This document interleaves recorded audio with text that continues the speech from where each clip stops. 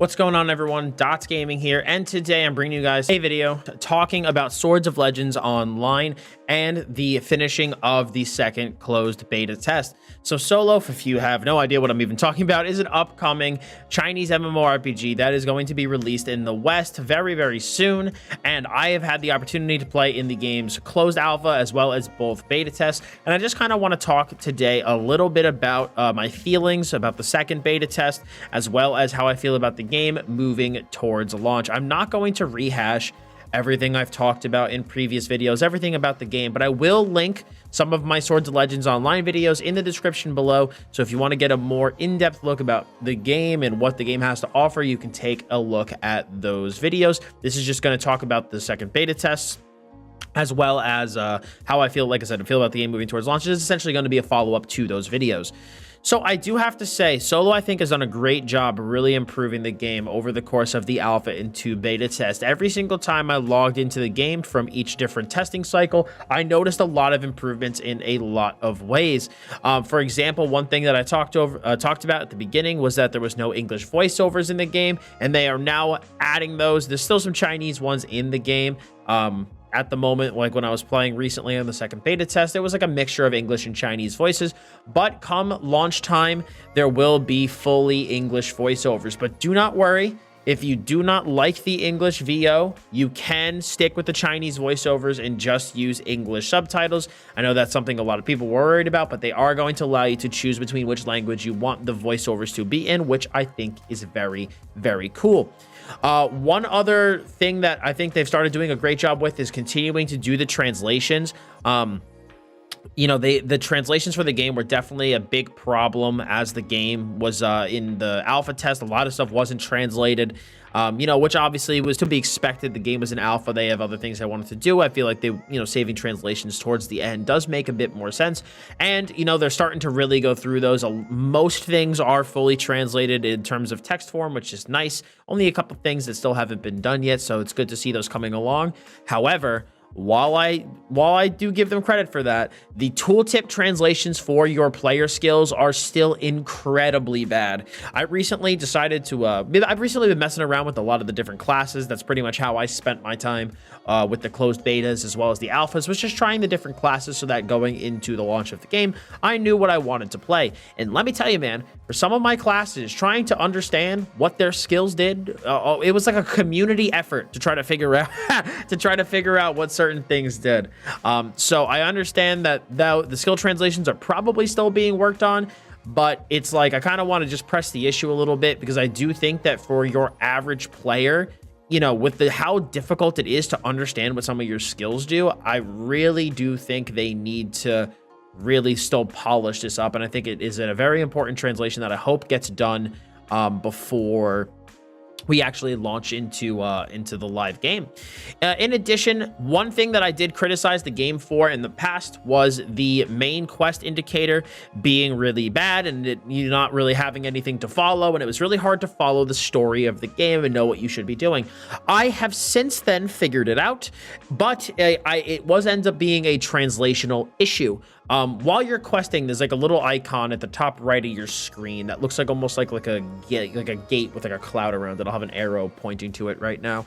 But basically, whenever you have new parts of the main quest that you can do, you can actually click that and continue on the main quest. However, the reason that it confused me is because it said continue PvE tutorial. I had no idea that would actually be the main quest. I did not know that would have anything to do with it. On top of that, sometimes you also have to do these things called biographies in order to continue on the quests or the quote-unquote tutorial as well. So in my opinion, this should be something that should be made a little bit more clear still. You know, I'm glad that there is some sort of indicator, but it took me quite a long time to figure that out, and to actually talking to other people. You know, maybe it was just me being dumb, but I do think that the words PvE tutorial, like, to me, that doesn't scream like, oh, continue main quest. So hopefully that is something that gets fixed, but again, I do think the translation is going to be confusing to some people. Besides that, one other thing that I've learned about as I've been testing out and trying the different classes, the main three that I tried during my playtime were the Spearmaster, the Reaper, and the Berserker. Now, really quick, because I know people have been asking me what class I'm going to main going into the release of Solo. I'm probably actually going to be doing the Spearmaster. I can't believe it overcame the Reaper for me. The Spearmaster, I played, it was really, really fun. I noticed that they have a build focused on bleeding, or it's called the heavy bleed build, and I think it looks really, really, really fun. And speaking of which, one thing I super like about the different classes in Swords of Legends Online is the fact that each spec has multiple ways to play the spec. So it's not like, okay, I have two play styles. For example, on the Spearmaster, I have a damage dealer or I have a tank, and the damage dealer plays a certain way and the tank plays a certain way. Literally on the Spearmaster alone, you have like CC burst builds, consistent damage, bleed builds. Like the fact that even within each spec you have multiple viable play styles, I think is a really, really cool thing, and something that a lot of people are going to enjoy. And it's something that, as someone who really loves character building, I am a very big fan of. Plus again, just unlocks more play styles, more build variety, which I think is a great thing. One thing though that still has not improved over the time on the beta is still the performance. I know every single time I talk about this, I have some dude in the comments like, that's my game, runs fine, it's just your computer, and blah, blah, blah, blah, blah. But I can tell you guys with confidence that if you are not having problems with this game's FPS, you are the exception, not the rule. It's not the other way around. It's something that I think still needs to be worked on with the game. I know that, again, it is an engine limitation, and that Unreal Engine 4 port eventually will change this and fix it up. But I really do hope they can find a way to, like, even if I just gain like 10 FPS, like just something, because the FPS is just really varying. You know, in certain areas, my game will run beautifully. I have 100 FPS, no problems. And then like other areas, it's not even like there's a lot of people around. My FPS just like plummets. So I think it's something that needs to still be worked on and heavily improved, or I think it will off-put a lot of people. Thankfully though, even though the FPS sometimes can be a bit shoddy, you don't really feel like you're ever lagging. Your abilities and your skills all go off when you expect them to. So, you know, I could deal with potentially lower FPS in certain outdoor areas as long as my skills and stuff go off when I actually click and play them. But with all this being said, you know, I feel like Swords of Legends has really improved a lot over the course of the alpha and the beta, like I said earlier. And I think the game really does have a lot of promise and potential going towards launch. And I think it's one of the upcoming MMOs that actually has the highest chance of having a successful launch in the West. Pending some issues being fixed that I've talked about in this video, and the game maintaining no pay to win. Because in my opinion, a buy to play game with a simply cosmetic microtransaction shop with no premium membership either. So it's not like there's a Swords of Legends Online Plus or Premium or whatever. Like, that's a very rare monetization model these days, and I think it will attract a lot of people.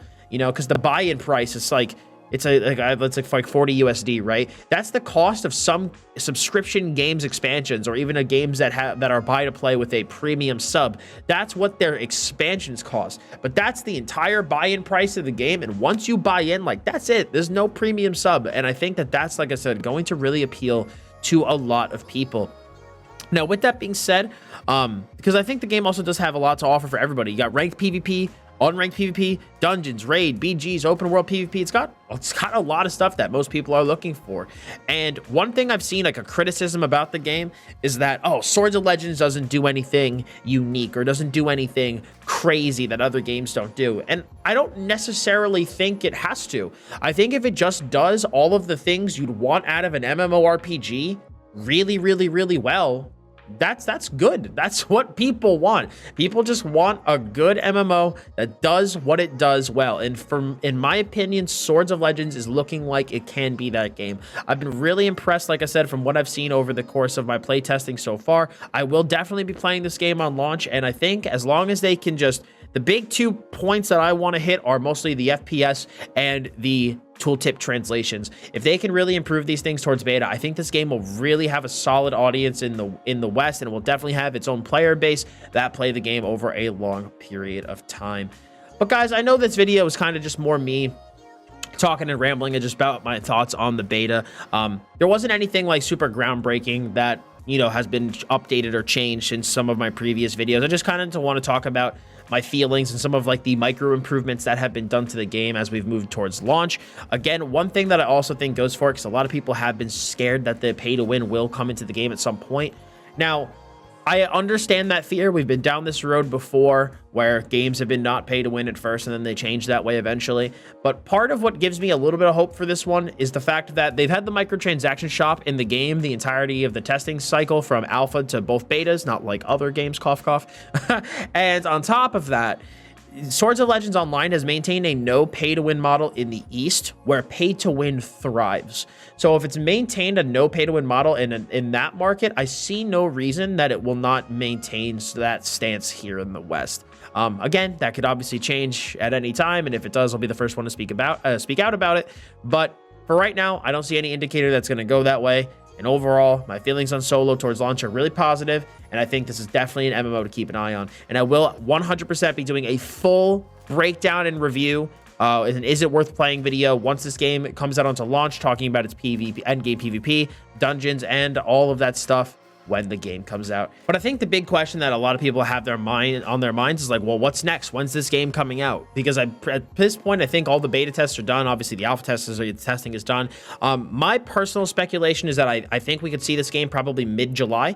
That is what I'm guessing. Some people have said they think June, but I think June would be way too soon. There's still a lot that needs there's still a lot of translational polish and like voiceovers that still need to be done. And I'd rather them like take an extra full month to make sure that everything is translated properly so that people can understand stuff, rather than trying to shove it out for a June release. But I think realistically, we could expect the mid to end of July. But guys, that's going to be it for me today. I want to know if you played Swords of Legends Online during the beta test. What did you think about it? Leave your thoughts in the comments below. And also, let me know if you're going to be trying this game. Is this a game that you think looks interesting to you, or do you just plan on skipping it? Like I said, let me know in those comments. If you guys also did like this video, please feel free to smack a like on it. And to keep up to date with Swords of Legends Online and other MMORPGs here on the Dots Gaming YouTube channel, please hit that sub button as well as the bell to keep those notifications on. So thank you all very much. I do very much appreciate that. As always, I'm Dots Gaming, and I'll see you all in the next one.